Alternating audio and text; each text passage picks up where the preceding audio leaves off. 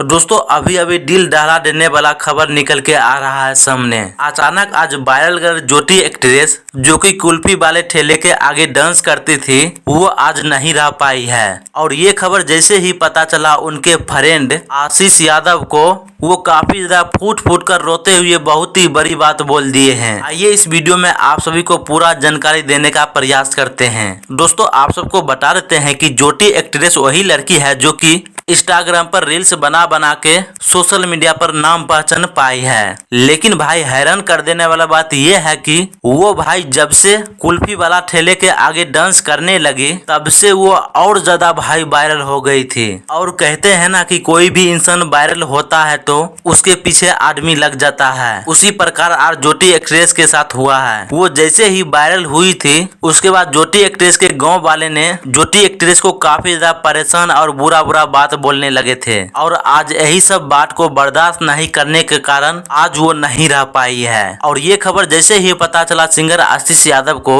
उसके बाद वो रोते हुए बोले काफी ज्यादा, अरे ज्योति बाबू तुमने ये क्या कर दी है यार, अब मैं जी नहीं पाऊंगा। ऐसे दोस्तों आपकी क्या प्रक्रिया है ज्योति एक्ट्रेस और आशीष यादव के ऊपर, आप सभी जरूर कमेंट बॉक्स में बताइएगा।